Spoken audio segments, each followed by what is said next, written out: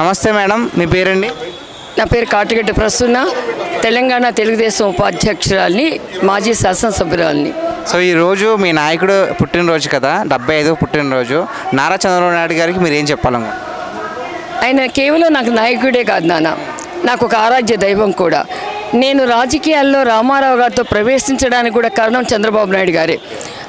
నేను విద్యార్థి దశ నుంచి తెలిసిన వ్యక్తి నాకు. ఆయన చెప్పాల్సింది కాదమ్మా, చరిత్రను సృష్టించినటువంటి వ్యక్తి ఆయన. ఈ చరిత్రకి కొత్త అర్థాలను ఇచ్చినటువంటి వ్యక్తి. ఆ రోజు ఎన్టీఆర్ పదవీచ్యుతుడైనప్పుడు ప్రజలంతా ప్రపంచంలాగా ఎలా వచ్చారో, అలాగే చంద్రబాబు నాయుడు గారు జైలుకి వెళ్ళినప్పుడు ప్రజల్లో వచ్చిన చైతన్యాన్ని మనం చూసాం. ప్రపంచం మెచ్చిన నాయకుడు. భారతదేశానికి, ఆంధ్రప్రదేశ్కి, తెలంగాణకి కొత్త విజన్ ఇచ్చిన నాయకుడు.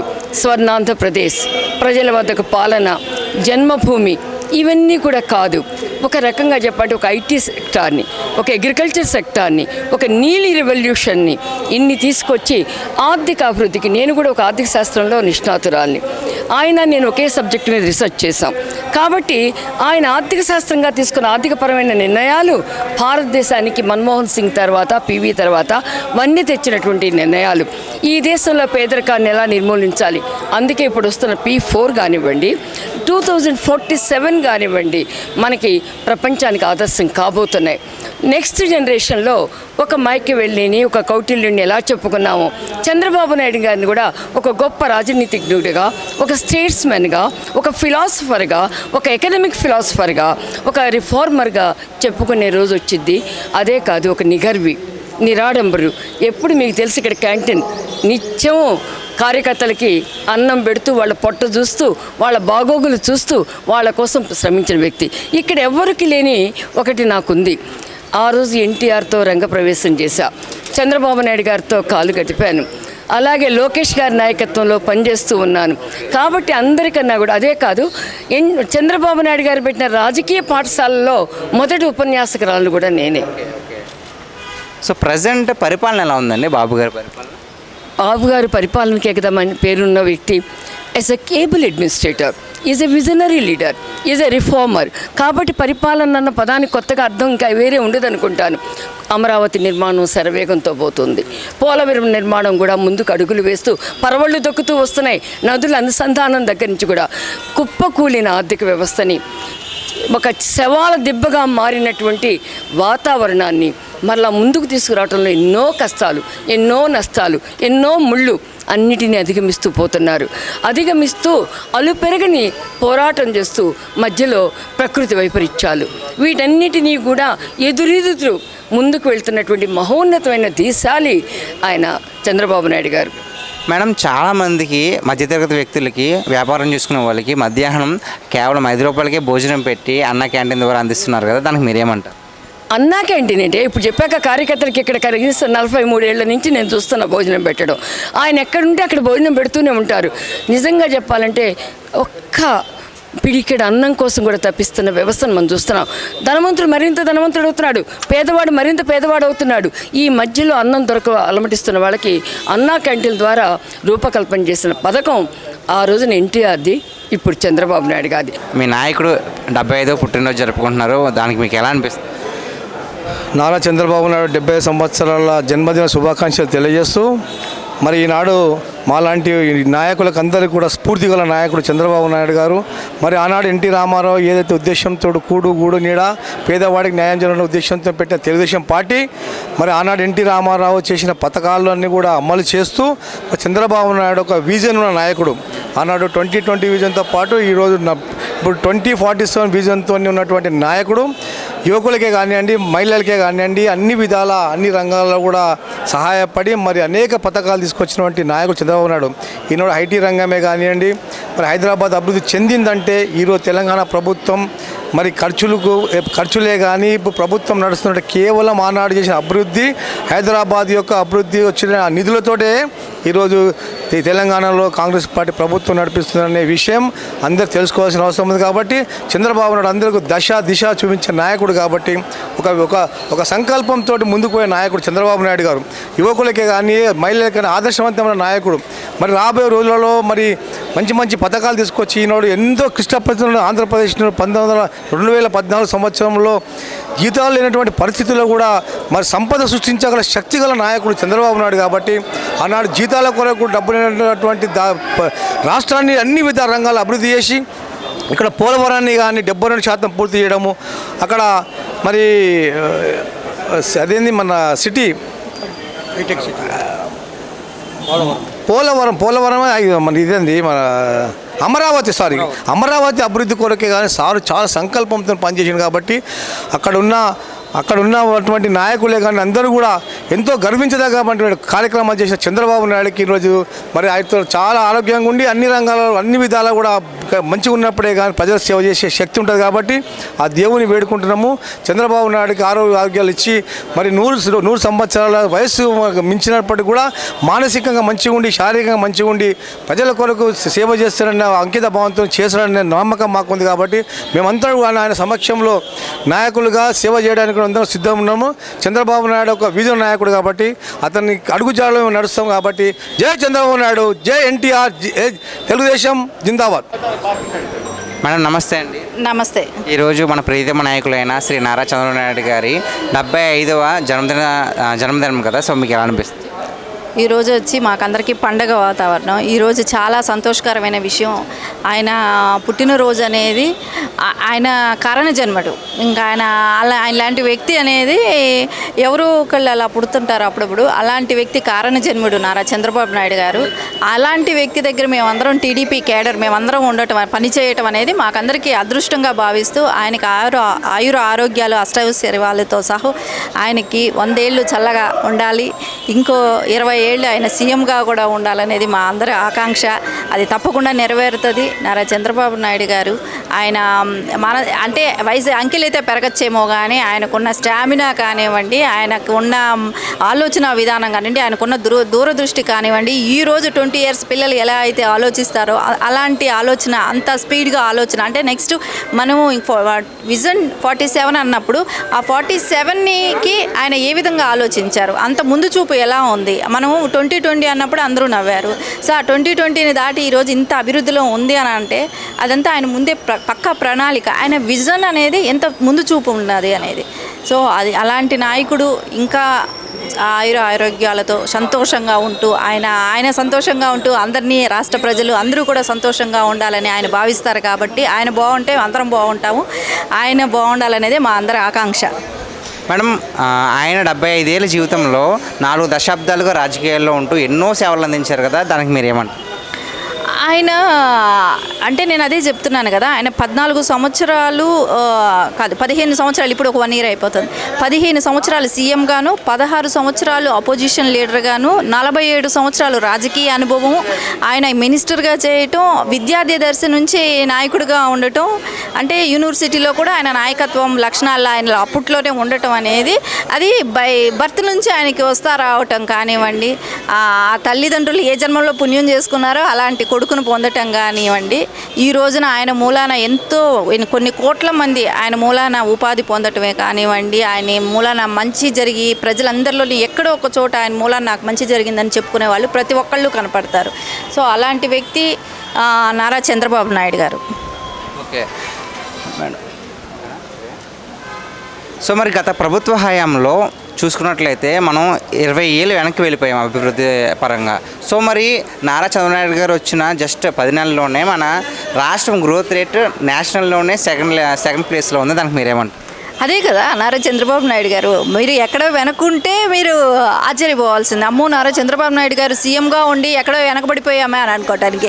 నారా చంద్రబాబు నాయుడు గారు సీఎం అయ్యారంటే అది మనకు ప్లసే. అది ఇంకా ముందు ఎట్లాగైనా మనం ముందుంటామనేది ఒక ఆయన చెప్పినట్టు ప్రతిదీ తూచా తప్పకుండా రాష్ట్ర అభివృద్ధి కోసం ఆయన ముందుకెళ్ళటం అనేది అందరికీ తెలిసిన విషయమే కదా. ఖచ్చితంగా ఆయన ఉన్న ఈ 5 ఏళ్లలో కూడా ఈ టర్మ్లోనే అమరావతి 80% కంప్లీట్ అవుతుంది. మేడం, ఈరోజు నారా చంద్రబాబు నాయుడు గారి పుట్టినరోజు, 75 పుట్టినరోజు. సో దానికి మీకు ఎలా అనిపిస్తుంది? ఒక మారుమూల గ్రామంలో రోడ్లు కూడా లేని ఒక ప్రాంతంలో బస్సులు వెళ్ళలేని దుస్థితిలో ఉన్న ఊర్లో, చిన్న ఊరు అనమాట. ఎందుకంటే మేము ఆ జిల్లా వాళ్ళం కాబట్టి నాకు బాగా పరిచయం. అటువంటి జిల్లాలో నారా చంద్రబాబు నాయుడు గారు పుట్టడం నిజంగా తెలుగుదేశం రాష్ట్రాలకు అందరికీ అదృష్టం. ఈరోజు నారా చంద్రబాబు నాయుడు గారు ఇంత ఒట్టుడింటాయని చెప్పి ఇంత ఎదిగి ఇంత తెలుగు రాష్ట్రాల్లో ఇంత అభివృద్ధి చూపించి తెలుగువారి ఆత్మగౌరవాన్ని ఎన్టీ రామారావు గారు కానీ చంద్రబాబు నాయుడు గారు కానీ ఈరోజు ప్రపంచ పుట్టలో చాటారంటే అది మామూలు విషయం కాదు. ఈరోజు ఆయనకున్న అహర్నిశలు కష్టపడే నైజం, తర్వాత ప్రజలకి ఏదో చేయాలనే తాపత్రయంతో ఈరోజు ఇంత పెద్ద నాయకుడిగా ఎదగడం చాలా చాలా ఆదర్శం. నేను ఈరోజు ఒకటే చెప్తున్నాను, ఎందుకంటే చంద్రబాబు నాయుడు గారు ఈరోజు ఎన్టీ రామారావు గారి హయాంలో ఒక ఫైనాన్స్ మినిస్టర్గా ఉన్న తర్వాత ఎన్నో పదవులు అలంకరించిన ముఖ్యమంత్రిగా తను అహర్నిశలు 24 గంటలు పనిచేస్తూ ఉండి తెలుగు రాష్ట్రాల్లో ఉన్న వాళ్ళకందరికీ ఎలా ఉపాధి ఉద్యోగాలు ఇవ్వాలి, ఎలా మహిళలకి రక్షణ కల్పించాలి, ఎలా ప్రపంచమంతా గుర్తింపు తెచ్చుకోవాలనే తపనతో ఆయన పనిచేయడం జరిగింది. ఈరోజు ఆయన చేసినవన్నీ ఈరోజు ప్రజల వద్దకు పాలన కానీ, జన్మభూమి ప్రోగ్రాం కానీ, తర్వాత దీపం పథకం కానీ ఇవన్నీ చిరస్థాయిగా నుంచుంటాయన్నమాట. ఇలాంటప్పుడు నేను ఒకటే చెప్తున్నాను, చంద్రబాబు నాయుడు గారు లాంటి నాయకుడు మన తెలుగు రాష్ట్రాల్లో పుట్టడం మన అదృష్టంగా భావిస్తూ ఈరోజు 2 రాష్ట్రాల్లో ఆయన నాయకత్వం చాలా అవసరంగా ఉంది కాబట్టి 75 ఏళ్ళు ఈరోజు ఒక నవయువకుల్లాగా కష్టపడుతూ ఉండి ఈరోజు 2 రాష్ట్రాల్లో ఆయన మార్గనిర్దేశం చేస్తున్నారు కాబట్టి భావితరాల భవిష్యత్తు కోసం, మహిళల రక్షణ కోసం, ఉద్యోగాల ఉపాధి కోసం ఈరోజు ఆయన ఆలోచించి 2020 విజన్ 20 కాకుండా 2047 కూడా ఆయన అచీవ్ చేస్తారని చెప్పి ఈరోజు ఆయన నాయకత్వంలో ఎన్నో కార్యక్రమాలు చేపట్టాలని, ఇంకా రాష్ట్రాలు అభివృద్ధి చేయాలని, తెలంగాణ రాష్ట్రంలో ఆయన నాయకత్వం చాలా అవసరం ఉందని చెప్పేసి ప్రతి ఒక్కరికి నేను ఈ ప్రోగ్రాంలో పార్టిసిపేట్ చేసిన ప్రతి ఒక్కరికి కృతజ్ఞతలు తెలియజేస్తూ నేను ఒకటే చెప్తున్నాను, చంద్రబాబు నాయుడు గారు ఇంకా 100 ఏళ్ళ ఆయురారోగ్యాలతో ఉండాలని, ప్రజలకి ఆయన ఇంకా దిశానిర్దేశం చేయాలని, తెలుగు రాష్ట్రాల్లో ఎక్కడైనా కూడా కానీ చంద్రబాబు నాయుడు గారి శిష్యులుగా మా అందరికీ గర్వకారణం కాబట్టి ఆయన నాయకత్వంలో ఇంకా కష్టపడి పనిచేయాలనే ఉద్దేశంతో మేము ఎప్పుడైనా సరే సైనికుల్లాగా రెడీగా ఉన్నామని చెప్తూ ఈరోజు మళ్ళీ లాంగ్ లీవ్ చంద్రబాబు గారు. సార్ నమస్తే అండి.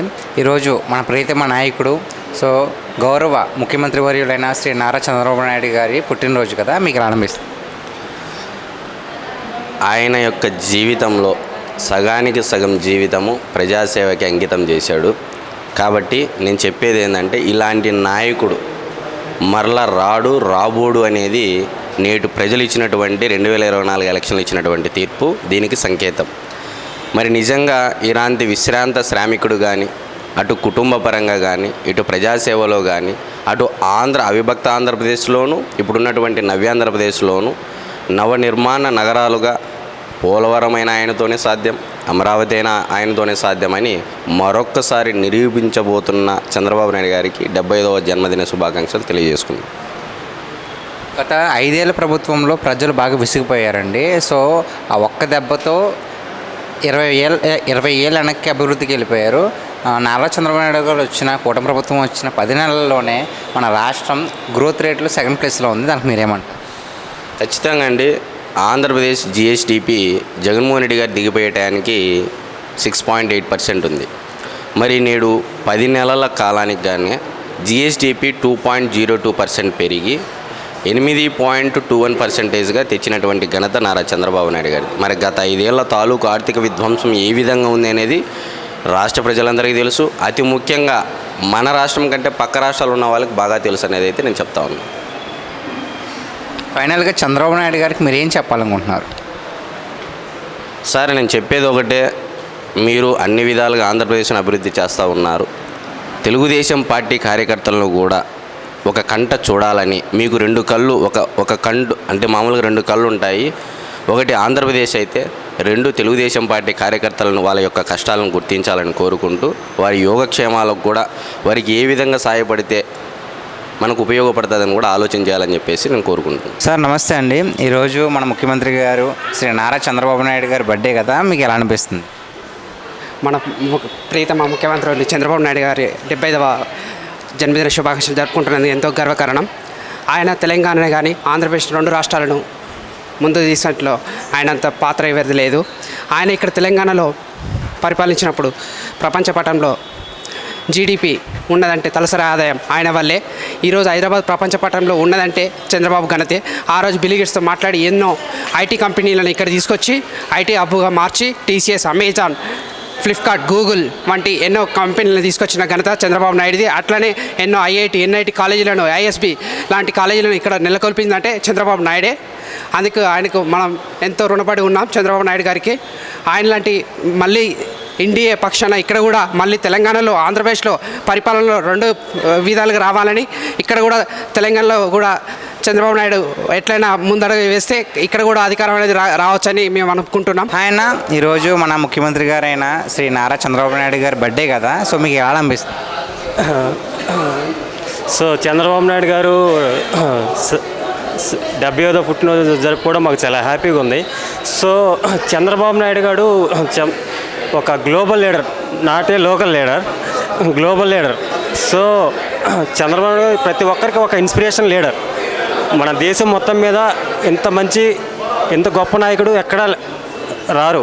సో ప్రజెంట్ కూటమి ప్రభుత్వం చాలా బాగా చేస్తుంది అభివృద్ధి. సో వాళ్ళు ఇచ్చే బాబు షూరిటీ భవిష్యత్ గ్యారంటీ లెక్కన పథకాలు కానీ, సో వితంతు పింఛన్లు కానీ, వృద్ధులకు పింఛన్లు కానీ, రోడ్లు కానీ, ఇన్వెస్ట్మెంట్లు కానీ, కంపెనీలు కానీ, ఎంప్లాయ్మెంట్ క్రియేట్ చేయడం కానీ ప్రతి ఒక్కటి చాలా బాగుంది. సో ఈ 5 ఏళ్ళు మన రాష్ట్రం ఎంతో డెవలప్ అవుతుందని మేము కోరుకుంటున్నాం. అంజీ గారు, ఈరోజు మన ప్రీతమ నాయకుడైన ముఖ్యమంత్రి గారి శ్రీ నారా చంద్రబాబు నాయుడు గారి బర్త్డే కదా, మీకు ఎలా అనిపిస్తుంది? చాలా ఆనందంగా ఉందండి. ఎందుకంటే గత సంవత్సరం మన 74వ సంవత్సరం సారది చాలా సంక్షోభంలో, చాలా ఇబ్బందుల్లో జరుపుకున్నామండి. చాలా అంటే ఆయన నిజంగా అభిమానించే ఎవరైనా సరే చాలా బాధతో జరుపుకున్నారండి. కానీ ఈ 75 బర్త్డేకి వచ్చేసరికి చాలా ఆనందంగా, చాలా ఉత్సాహంగా, ముఖ్యంగా తెలుగు క్యాడర్ అంతా కూడా, తెలుగు యువత క్యాడర్ అంతా కూడా చాలా ఉత్సాహంగా ఒక పండగ, అంటే తెలుగుంటి పండగలాగా ఈ సెలబ్రేట్ చేసుకుంటున్నామండి. మీరు చూస్తున్నట్లయితే 75 కేజీలు కేక్ని మనం, ఎందుకంటే 75 వసంతాలు పూర్తి చేసుకున్నాం శుభ సందర్భంగా 75 కేజీల కేక్ని కట్ చేసి భారీగా సెలబ్రేషన్ చేస్తున్నామండి. దీనికి ప్రముఖులు కూడా వచ్చే సూచనలు ఉన్నాయి, బట్ అది ఏంటనేది చూస్తారు. మరి గత 5 ఏళ్లలో కూడా చాలామంది విసిగిపోయారండి ప్రజలంతా కూడా, గత ప్రభుత్వ హయాంలో. మరి ఇప్పుడు కాస్త ఉపశమనం ఏమైనా లభించిందంటారా ప్రజలకి? ఖచ్చితంగా ఉపశమనం అనేది లభించిందండి, నేను వ్యక్తిగతంగా అనుకుంటున్నాను. ఎందుకంటే ఎవరిని విమర్శించే ప్రయత్నం కాదు, కానీ రాజధాని శాసనసభలో ఆమోదముద్ర పొందిన తర్వాత అది ఎవరైనా సరే, అది నేను పేరు మెన్షన్ చేయట్లేదు, ఎవరైనా సరే రాజముద్ర పొందిన తర్వాత దాన్ని మళ్ళీ వ్యతిరేకించడం అనేది అది అందరికీ అవమానకరం అండి. శాసనసభ అంటే ఏంటండి? ఒక శాసనం రూపొందించడం. ప్రతిపక్ష హోదాలో ఉన్న వ్యక్తి శాసనాన్ని రూపొందించి దాన్ని అగ్రి అని చెప్పిన తర్వాత, రాజధాని ఓకే, మాకు అమరావతి ఓకే అని చెప్పిన తర్వాత, దెన్ మళ్ళీ నాకు 3 రాజధానులు కావాలని చెప్పి పెట్టేసి రాష్ట్రాన్ని అధోగతి పాలు చేసేసారండి. అంటే బేసిక్గా ఆయన మంచోడు అయి ఉండొచ్చు, కానీ ఆయన సరౌండింగ్ ఉన్న పర్సన్స్ ఎవరైతే ఉన్నారో వాళ్ళు దరిద్రం చేసి పెట్టేశారండి. దరిద్రం పెంట చేశారు. ఈ మాట చెప్పొచ్చు లేదో తెలియదు, పెంట చేశారండి. అరే ఎప్పుడు రాజకీయాల్లో ఆడవాళ్ళు ఇన్వాల్వ్ చేయని, మీరు ఇప్పుడు రీసెంట్గా చూసుకుంటే మా కార్యకర్తను కూడా తీసుకెళ్ళి జైల్లో పెట్టారు చంద్రబాబు గారు. బికాస్ ఎందుకంటే అది ఒక, అంటే ఆడవాళ్ళని కించపరిచే విధంగా కానీ, ఆడవాళ్ళని మాట అనే విధంగా కానీ చెయ్యొద్దు అనేది మా ప్రీతమ నేత చంద్రబాబు గారు ఒక సిద్ధాంతం అండి.